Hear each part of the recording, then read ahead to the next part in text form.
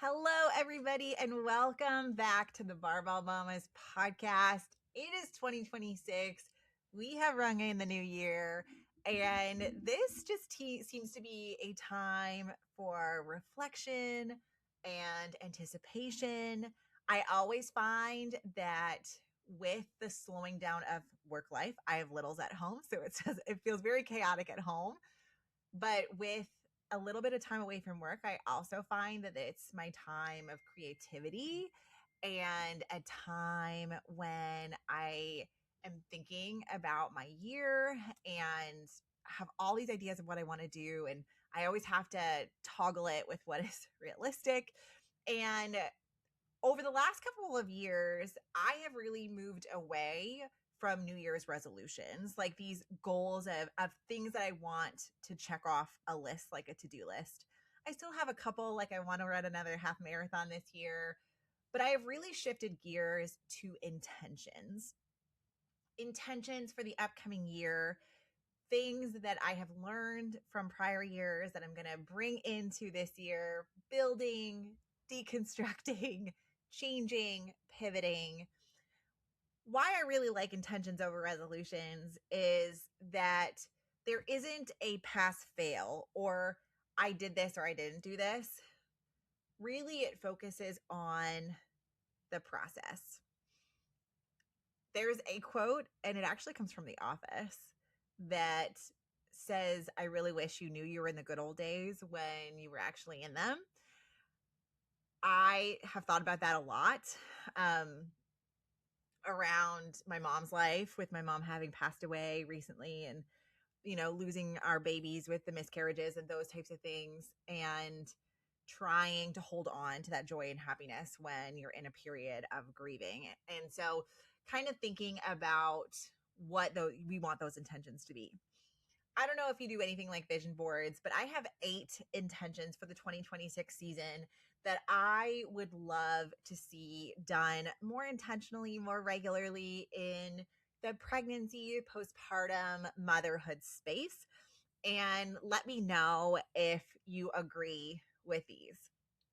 The first one is around health. So instead of thinking about our goals being around weight and weight loss, is there a goal that you can center around performance?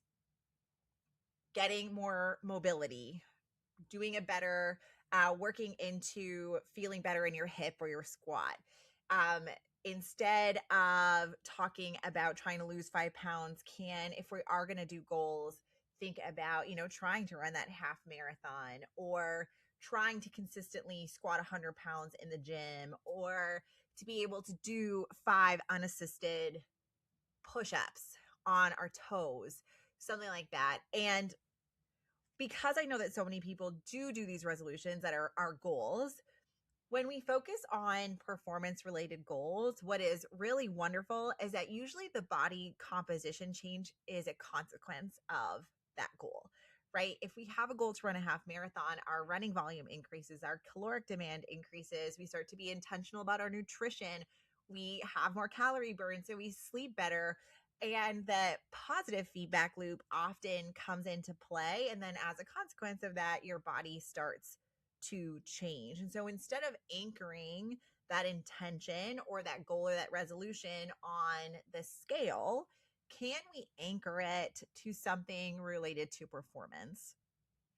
When you are particularly in the early postpartum phase, I think it is so difficult seeing how your body has changed and some of those changes being permanent changes to your body's look and aesthetic. That motherhood transition can be so hard on self-concept and self-image when we've just seen how much our body has changed, and those feelings are so real.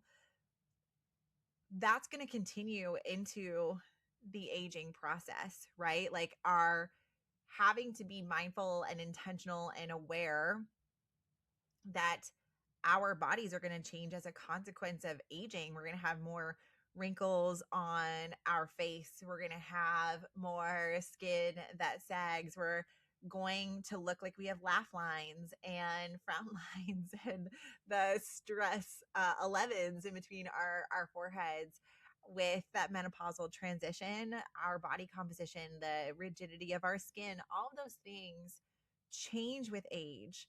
And I just think so much about how when I look back, hopefully I can make it into my 70s and 80s and look back, and I know that I'm going to kick myself if I spent my entire life hating my body for what it looked like instead of praising my body for what it is capable of doing and anchoring my my intentions in 2026 around what I am honored that my body is able to do and working towards that goal versus anchoring it in shame or hatred or body self-hatred that is just such a huge part of our culture and the marketing to women so commonly.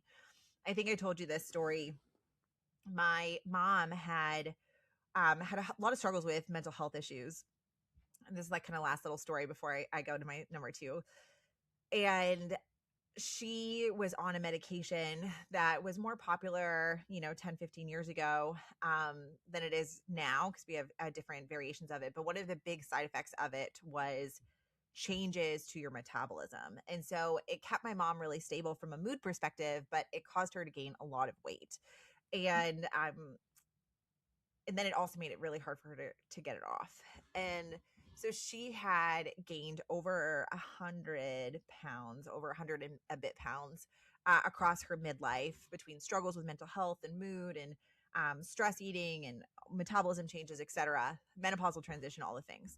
And then she had gone on Ozempic and she was able to lose over 100 pounds. And my mom did amazing in her midlife, in her 50s into her early 60s.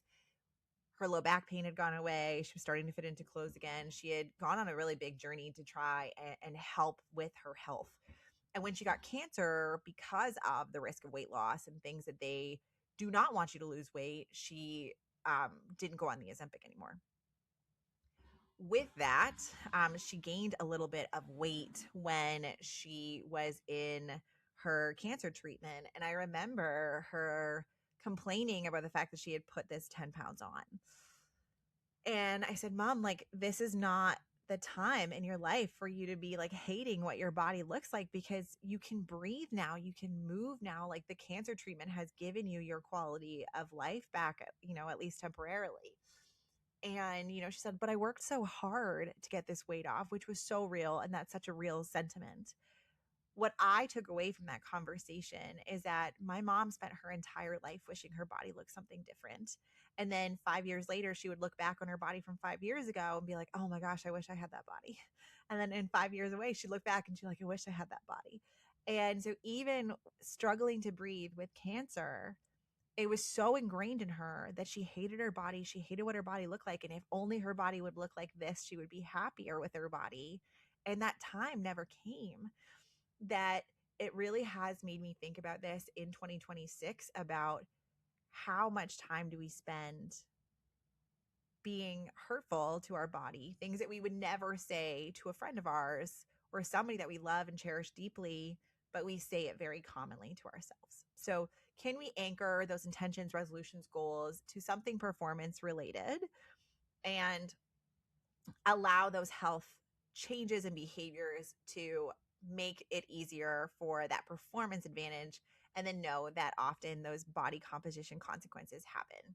And if you do want those weight loss goals, like, this is not to shame individuals who have goals around weight loss, but can we also add maybe a performance goal and just do a little bit of a check-in on what our self-talk is when thinking about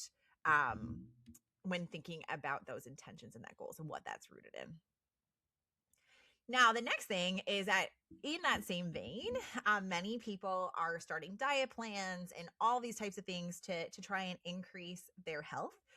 And can we kind of flip the script and focus on adding things into our diet rather than focusing on taking things away? When we take things away as humans, or we say, okay, we're going to cut out all sugar, or we're never going to eat this, or we're never going to eat that, two things start to happen.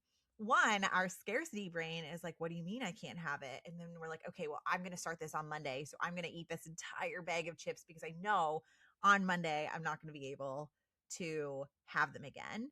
And then that loops into our scarcity brain, where when we are afraid that resources are going to be limited, we loop into that scarcity mentality and we end up overcompensating and overeating often. And I just read Scarcity Brain by Michael Easter, and so it was really interesting to think about this kind of coming into the new year.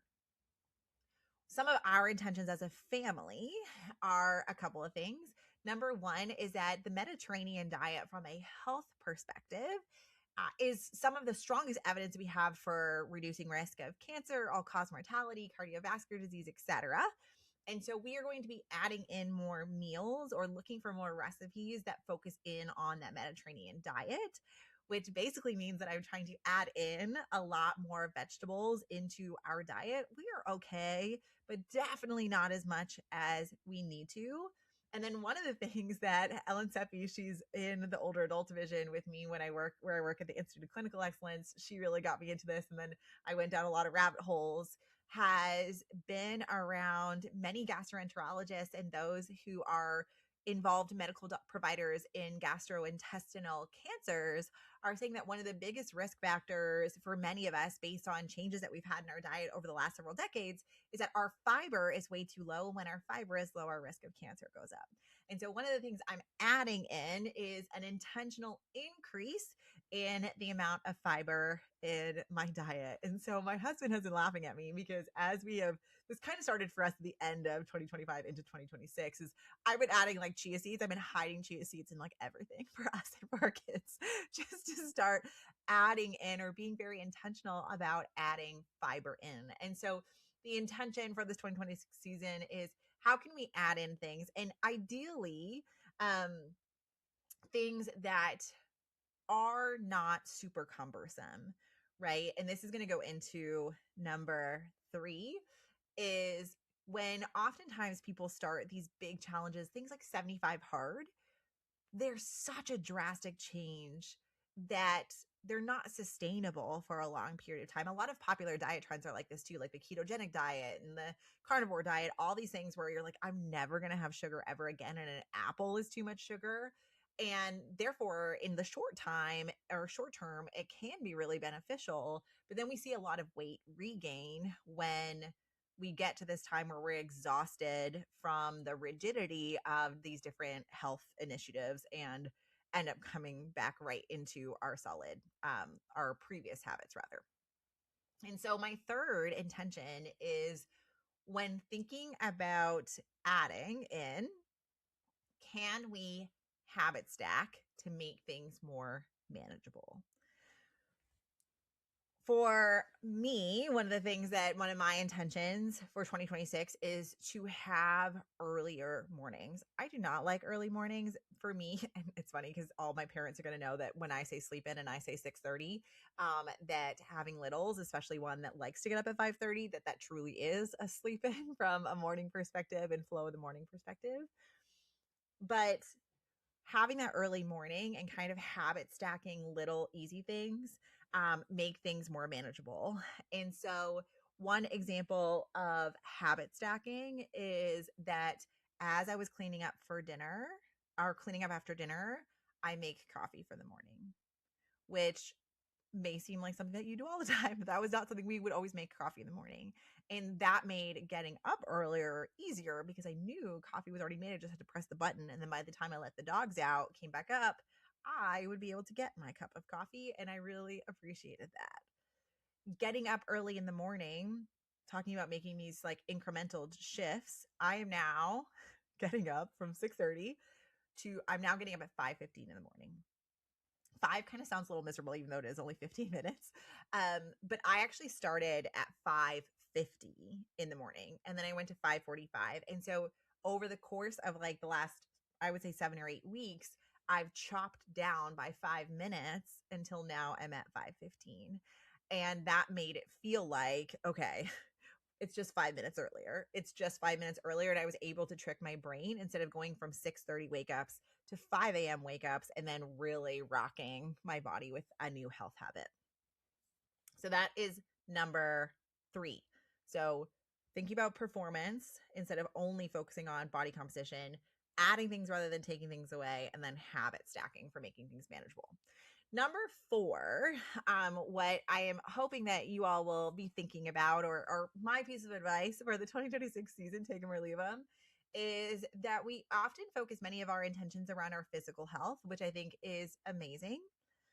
But can we have intentions for the 2026 season that center around mental health and well being? What I have seen with many of my friends and family and colleagues, especially as we hit middle life and we are in this messy middle, is that life is just lifing. And I have talked to so many who have had really, really significant challenges. We have had a friend whose house just burnt down. We have had friends who have lost neighbors and parents and kids that have had struggles.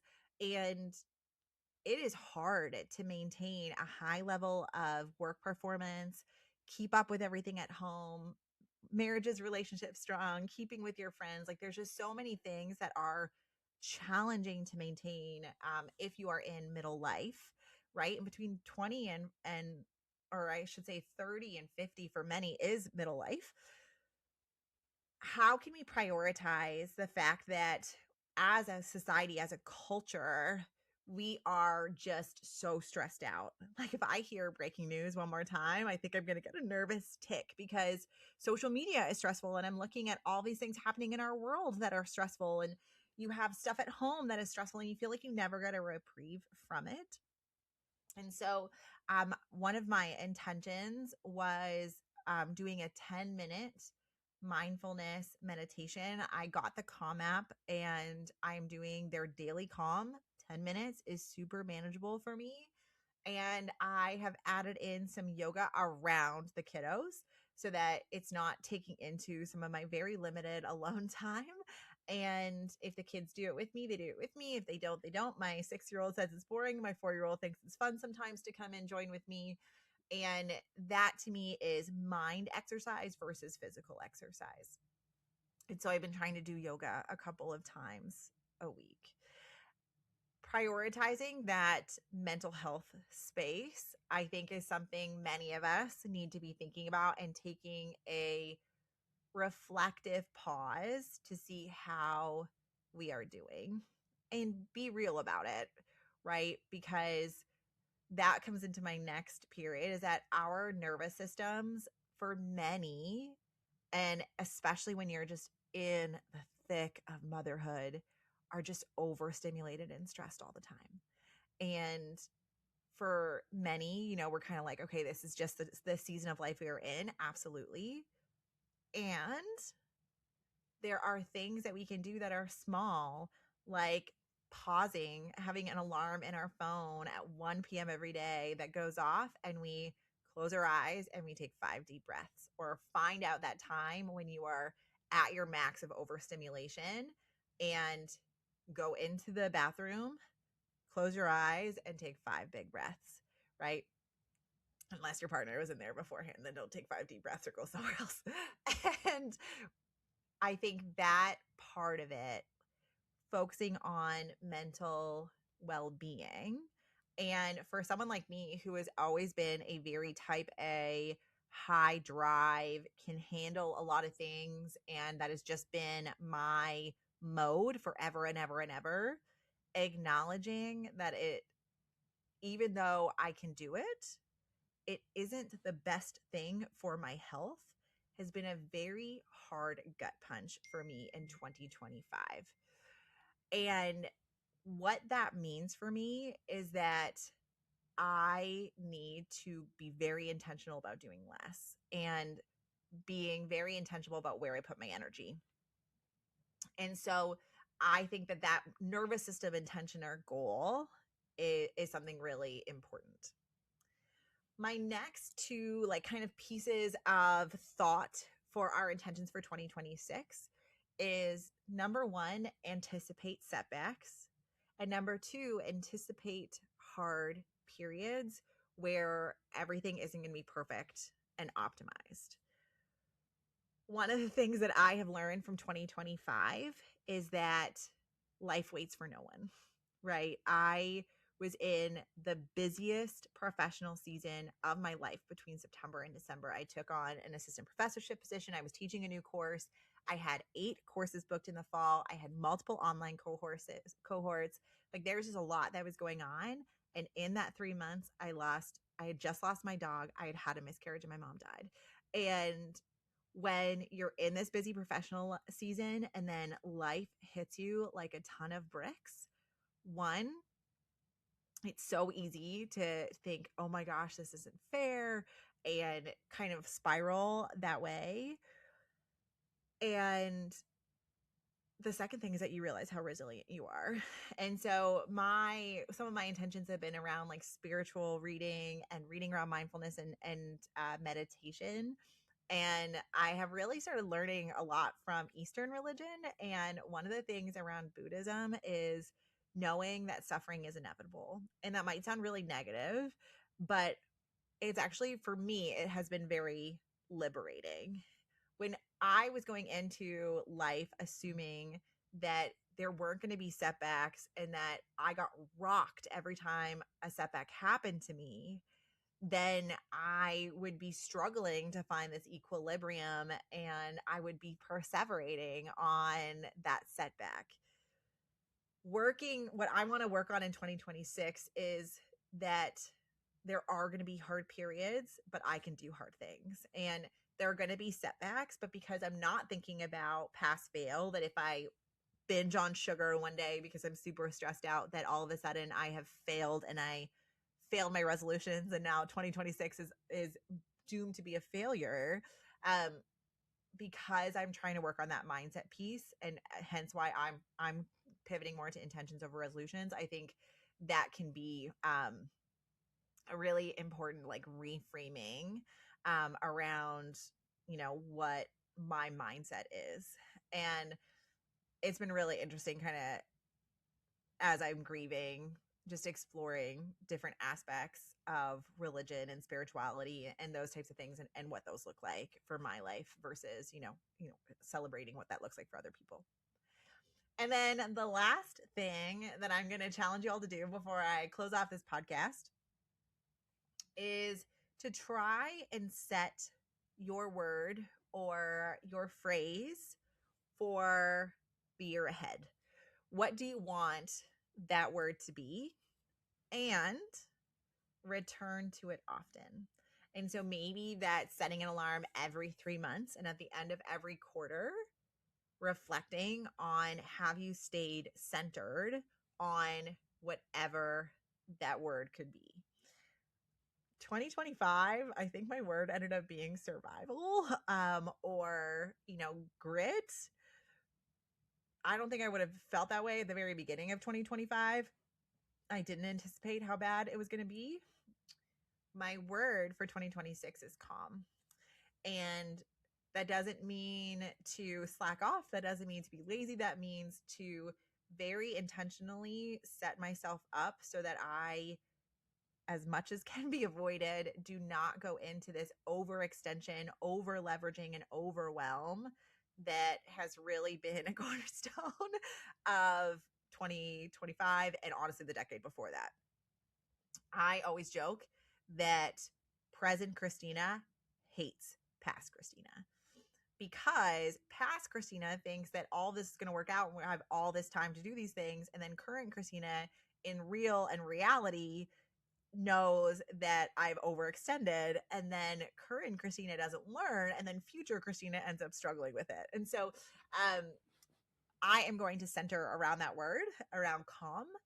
I want to quietly and consistently reach towards my professional, personal, family, emotional, mental, spiritual goals. And that subtle consistency, I think, is going to get me a lot further for my next 10 years of my career and my life.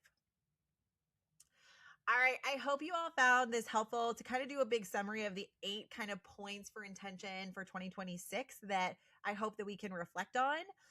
One is thinking about reframing some of our body composition goals to lead with more performance related goals, knowing that body composition is often the consequence of performance related goals. That's number one. When it comes to health, especially diet, thinking about adding things to your diet versus taking them away, recognizing that when you add in things like fiber, protein, vegetables, it actually makes you more full and you end up doing the less part as a consequence. Habit stack to make things more manageable. These challenges that start in January, they're wonderful if you can maintain them. Using little incremental changes. You don't have to go like gunning out the gate January 1. For example, me taking 5 minutes less and waking up 5 minutes earlier every week or two to get me to that early wake up time was way more manageable. And now I do not feel as shocked in my system, but I have this new positive goal that we'll see at the end of 2026 if I'm still doing. When we are thinking about our intentions, oftentimes we're focusing on physical health. Can we also focus on mental health? And then next, make that intention then to have an intention around putting our nervous system into a good place, because our world is stressed. And I have said this before, I don't even think we really truly recognize how much our high stress world is impacting our health negatively, right? I truly believe that in 10 to 15 years, we're going to realize that we have really rocked our health with some of these stress things. The next two thoughts for our intentions is to anticipate setbacks. And as a consequence of that, knowing that we're going to have setbacks, try not to make your goals or intentions yes, no, pass, fails. Also anticipate that there are going to be hard periods in your year where having the habit is going to help you stay with the habit during that hard period. Don't assume that your year is going to be easy breezy, because that's just not true. It's not how life is. There's suffering in life. Like that just happens. And so if you anticipate that you don't want to go full fledged ahead into a hard moment, but know that you're going to have hard moments, that they are inevitable. And having that reframe can help with staying consistent. And then set your intention, word or phrase for the year and return to it often. That is me in my feels and in my reflections for 2026. I hope that some of these thought processes were helpful for you. If you have your own word or your own phrase or some of your goals, I would love to hear those. I really love connecting with people on the soft, the vulnerable, the reflective moments. And so make sure you reach out to us. We would love to hear from you. We will see you all next week about all things pregnancy, postpartum, and I look forward to the 2026 season.